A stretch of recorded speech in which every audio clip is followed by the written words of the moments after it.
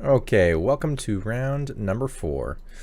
Our hand is obviously quite land heavy. We are on the draw here. I'm going to keep it blind. Again, I'm a lot more, like I've said a few times already, a lot more scared of hands that are land light than hands that are land heavy.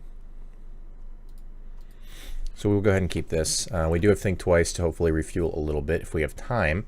Though if our opponent is particularly aggressive, we will be in a little bit of trouble. Alright, looks like some Grixis. This is a matchup we're typically pretty happy to see. It's one of the appeals of playing this deck.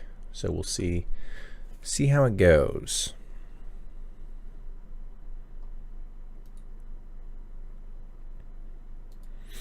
Opponent just Thought Scours, so they can cast a Delph threat this turn. I would not be surprised to see that be the case, whether it's Angler or Tasigur.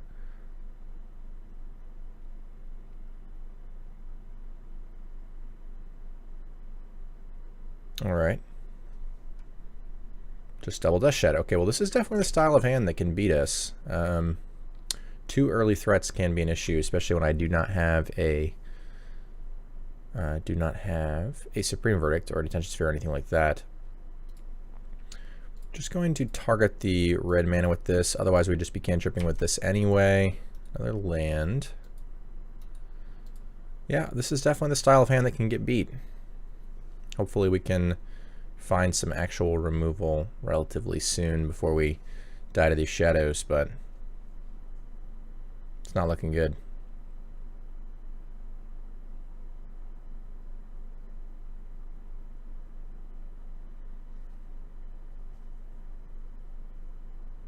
Alright, so we take 8 going down to 12. If our opponent has another fetch, oh wow, we just got Rise Falled, but fortunately apparently they only hit lands. Boo, they say. Well, I had quite a few, unbeknownst to them at the moment, but I did have a lot of lands. So we have an interesting choice here. Obviously we have drawn Verdict, which is very fortunate. We're going to try to get to cast that. However, I'm somewhat taking a risk if I do not play this Gideon and plus that my opponent kills me. Like I said, if they have Fetch Shock, I just die, so it's probably best for me to throw this Gideon away to ensure that I do not die.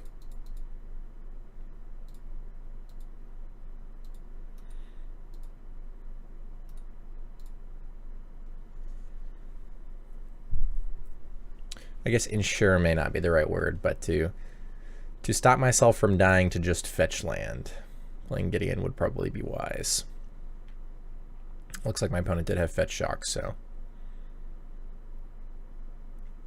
if my opponent attacks me instead of Gideon, that would be nice, but they do not, unsurprisingly.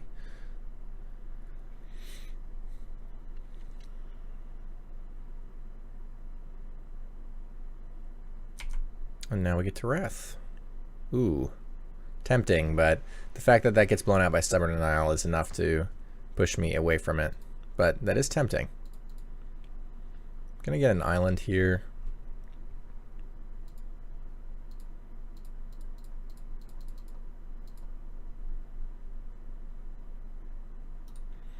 There's a good chance they have something like a Kolaghan's Command here. No, nothing. Well, that's good for me. So they probably have a lot of Stubborn Denials. Would not be surprised to see that.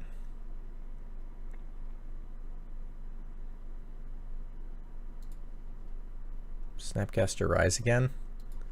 It's a good chance they hit some lands, but we'll see what they hit.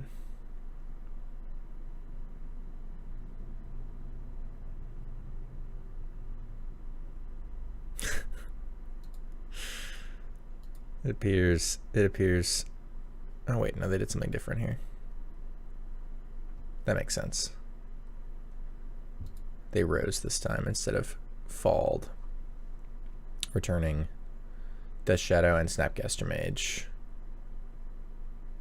Yeah, that makes a lot of sense. Okay.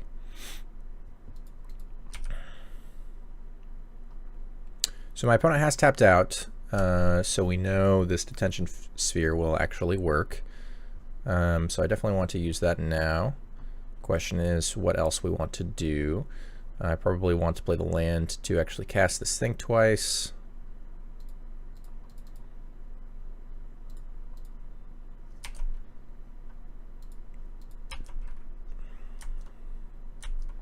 You could argue that it's better for me to play a tap land now so that I have more mana untapped for sure next turn for the Sphinx's Revelation, but if I really want to, I can shock.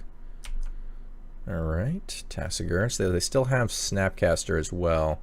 Opponent definitely has the cards necessary to grind, so let's see what we can do here.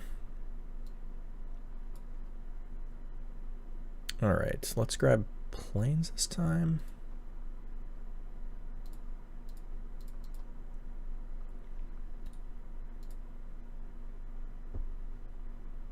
Colonnade.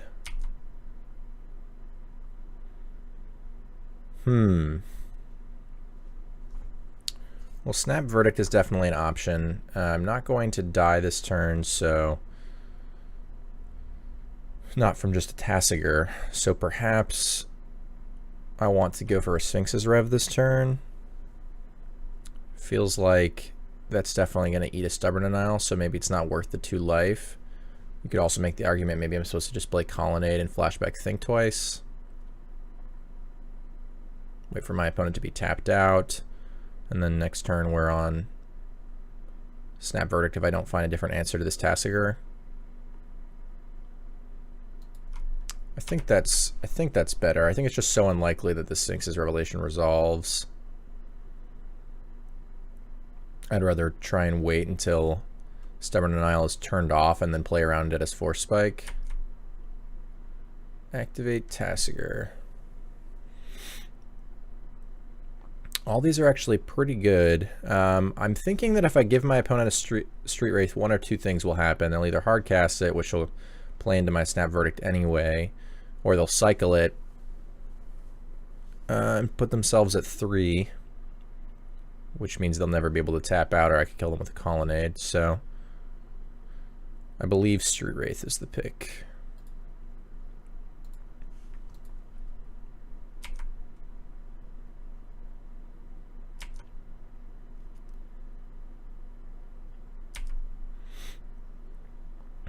I think I draw this card now. Alright.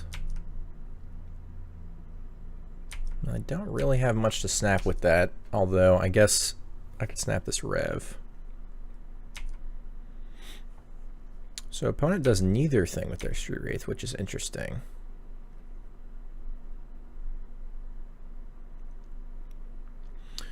Ghost Quarter allows me to cut my opponent off of red if I wish, but it's not making a land drop, which, if I'm using it right away, which I kind of want to continue to do if I'm leaning on this Sphinx's Revelation, even Snap Sphinx's Revelation.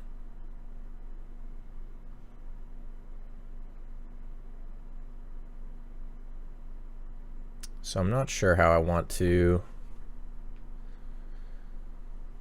behave with that. It also wouldn't be fully cutting my opponent off of red. They still have Steam Vents in their deck. 1 Steam Vents, I would assume. So let's just go with Snap Verdict to play Colonnade.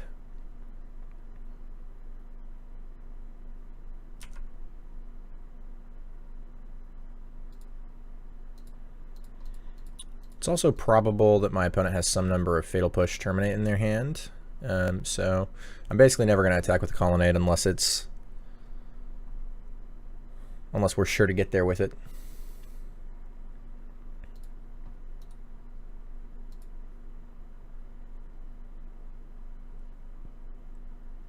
Yep, that's pretty bad for me. That explains the no interest.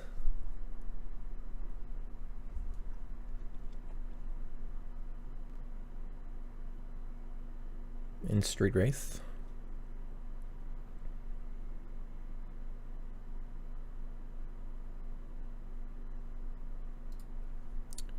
Although I guess we certainly knew that was there, so it's not really a surprise, but they returned Shadow? Yeah. Excuse me. And they cycle a Street Wraith and drew another Snapcaster. Alright. Well, we're dead.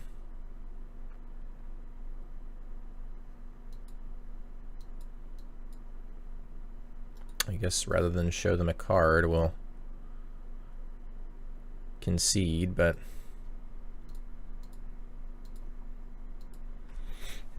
all right. So I really like the Rest in Peace here. Supreme Verdict's pretty great. Condemn. Other things I would consider include something like Elspeth, Vendilion Click. I don't really like any of the rest of these. Timely is interesting, right? Because it generates a lot of annoying chumps, but the life is basically never going to happen. Negate's not wide enough. On the play, I still like my leaks. I think I'm interested in cutting this negate.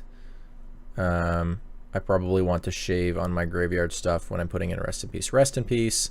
It's not worth bringing in the cage, by the way, just for Snapcaster, but Rest in Peace is annoying for Snapcaster, Kolaghan's Command, and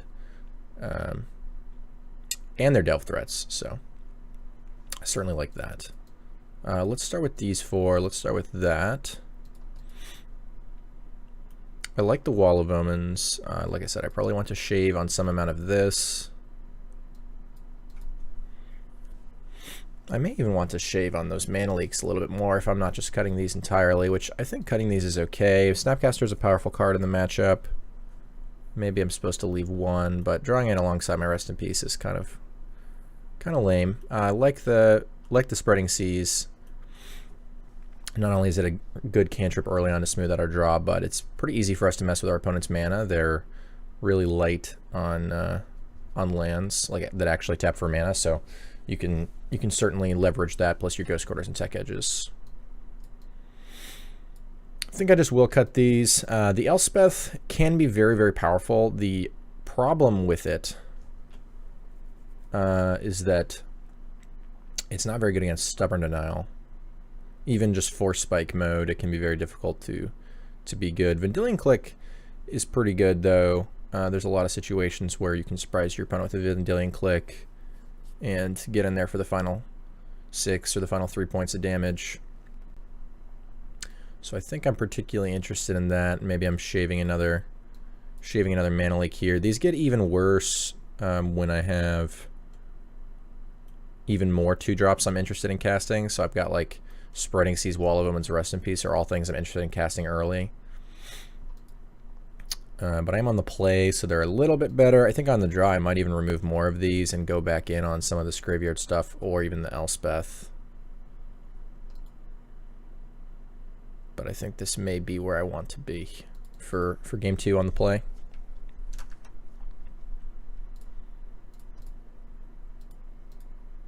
All right, this hand is not exciting, but we do have Rest in Peace, which is great. I imagine our opponent will likely have some kind of interaction for it, but again, I have lands, so I'm going to keep.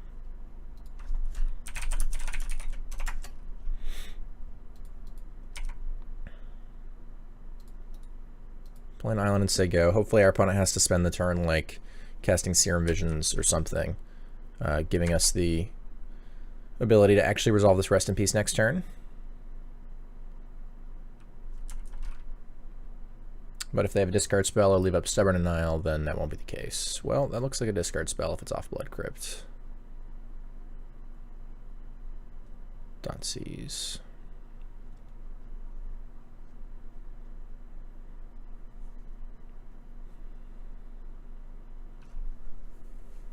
All right, Rest in Peace hits the bin.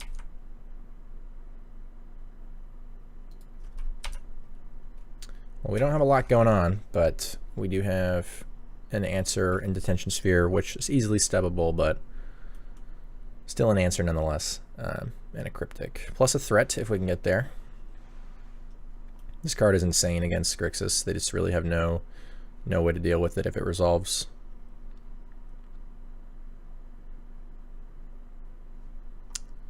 Alright, well, it's gone.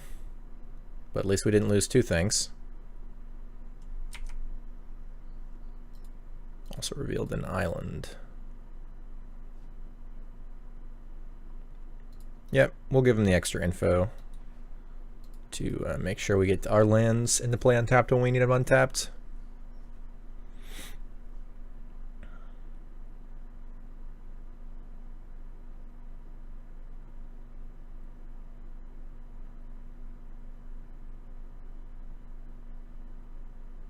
If this is a Death Shadow with stub up, could be an issue. No, it's just Brutality, take my Cryptic. Well, I'm quickly running out of spells and drawing a couple lands, so hopefully we start hitting spells. That was very fortunate.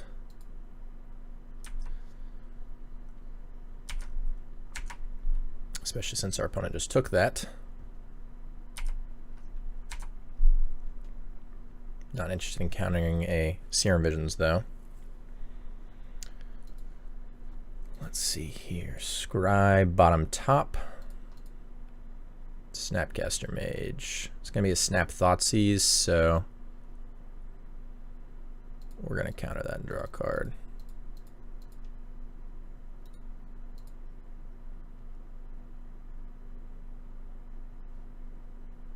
Well, I can't cut my opponent off of a color, but we'll work on cutting them off of black. Interesting. It's actually tempting to fire that off for 2 when I know it's going to resolve. I think I can do better though. Kind of greedy. But let's see here. Let's hit this Blood Crypt. I definitely should not have played a land already though. That was a huge mistake. Didn't really think about that. Just kind of autopiloted through that. If I drew Ghost Quarter or Tech Edge, I would obviously be enthused about using that on their Watergrave. Another Snapcaster. Well, that's not good. Probably get Risefall this time. Yep. Well, they're not going to hit lands this time.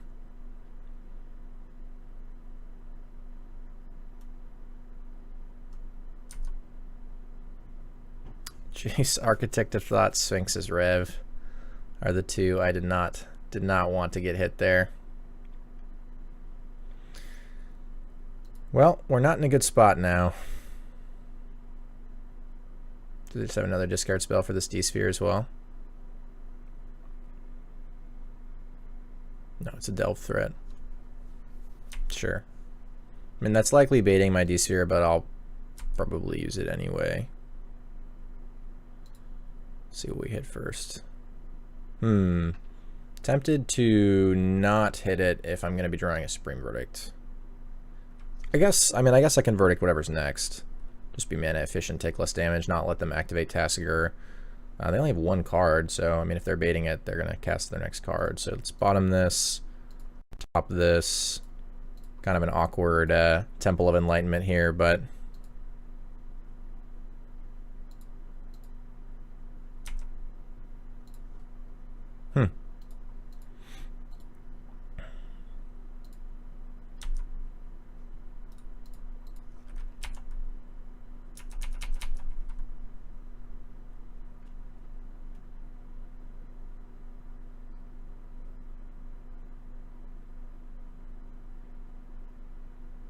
all right, taking the 2.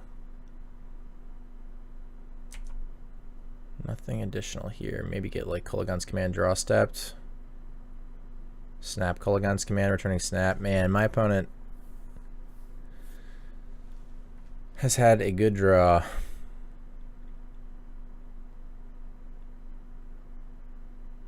Yep. Just another Kolaghan's Command, sure. Lose this. I guess we'll check for a Fatal Push. Less likely to have it in game 2, so. Alright. We drew pretty well this game too, though.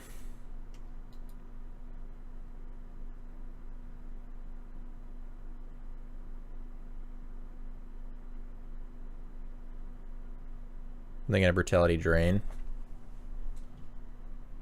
Sure.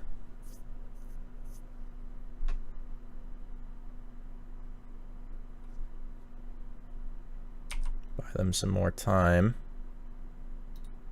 Not a bad draw.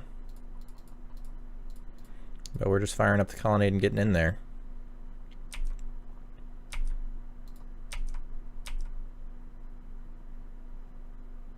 Sometimes this is just the way the post-board games will play out too. I mean, your opponents will be siding out a lot of their removal, which is kind of why the Vendilion Clique is good too, right? I mean, it's a similar thing. Yep. Colonnade gets there. Which is good, because we were really running out of resources and our opponent had a lot. At least, I guess they didn't have a lot of resources at that point anymore, but they were certainly ahead on board. And all right, so game number 3. We're going to be on the draw this time, making these mana leaks a lot worse. So are we interested in bringing any of this back in, or interested in having this? We may not be. I guess you could even make an argument for this Geist of Saintsraft, that maybe I should have been thinking more about it. It's still just so easy for my opponent to block. Obviously the Angel is not.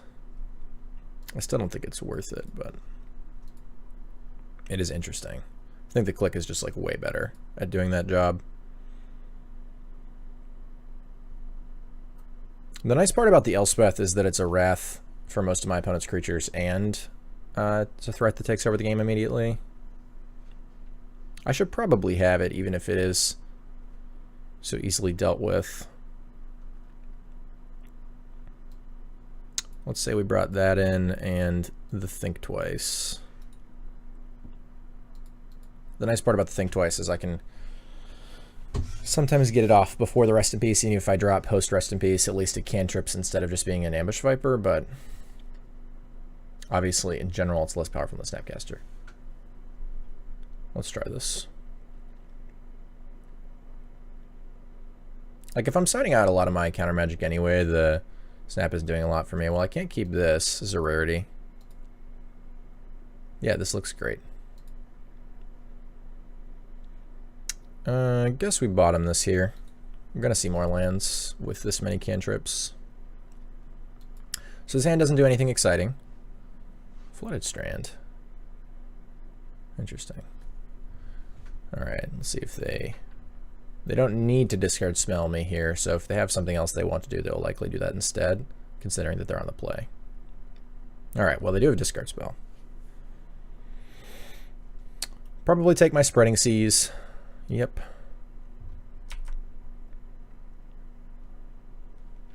Again, giving my opponent some information here, but it's still the best thing for me to do.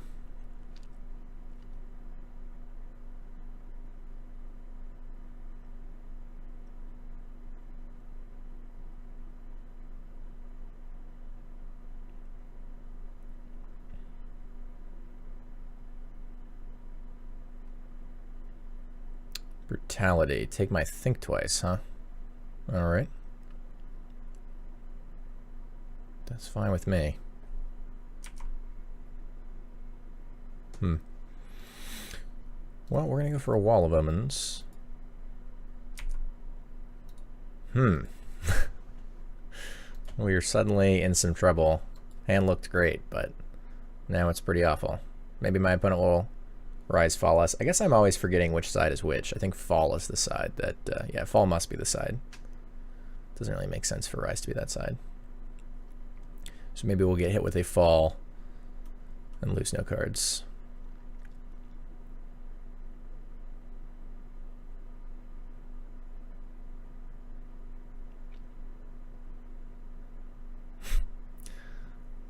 Take that, opponent. We have nothing left. Yeah, just a bunch of lands.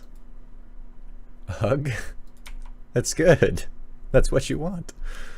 I'm confused. Alright. Cryptic Command is a great draw. I'm considering, I guess I am going to Flash Disrespect now. Like, I actively really do not want to get this Stubborn Denial, so. Ooh. The one bad part about that is if my opponent has like a fourth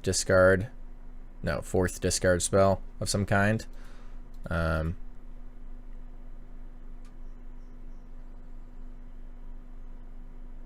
I'm just giving them more info up front, but sweet.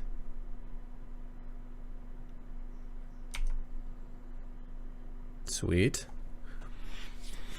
This looks like a pretty wrath-worthy board to me, but I could block once. I'm just taking a lot of risk that my opponent finds another discard spell, which I really don't want to do, so I'm not going to gamble on that one.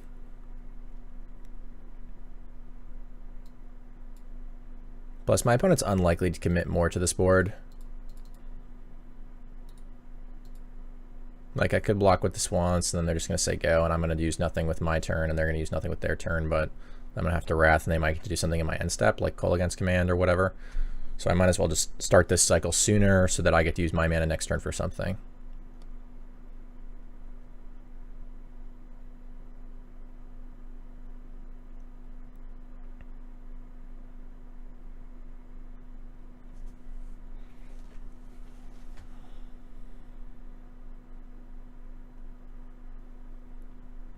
Looks like a Delve threat, if I had to guess, with the paying costs. Could also be, yeah, it's almost certainly a Delve threat, yeah.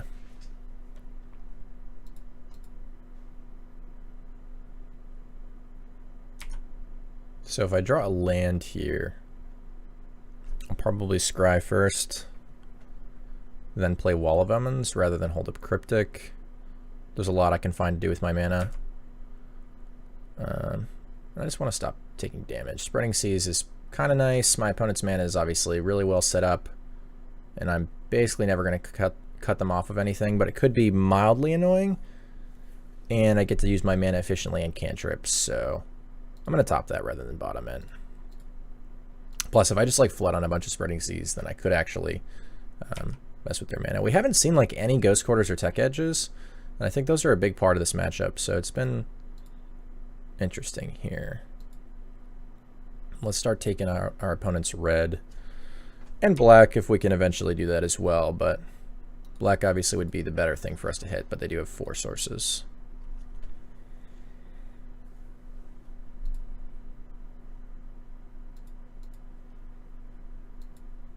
Gideon is a great draw there as well. Activate Tasigur.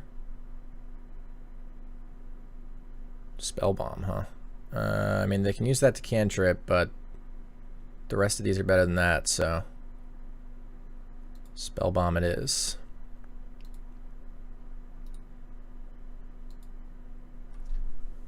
Alright. I can fetch a basic here, play that, and leave up the mana to cantrip with their bomb.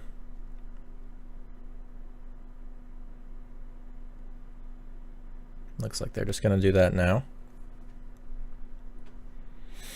And then if they attack, I will block, I think.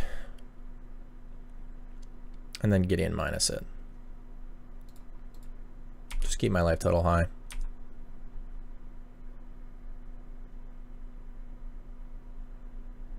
Alright, opponent's had enough.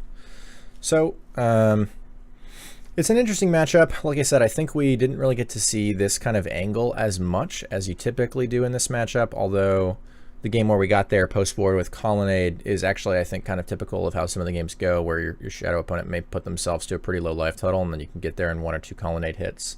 They're unlikely to have Fatal Push in a lot of those spots, so Gideon can perform the same role. Once you resolve something like this, it's really hard for your opponent to deal with it. They don't have any ways of really getting it off the table when it's on such high loyalty. That you really get to leverage it pretty well.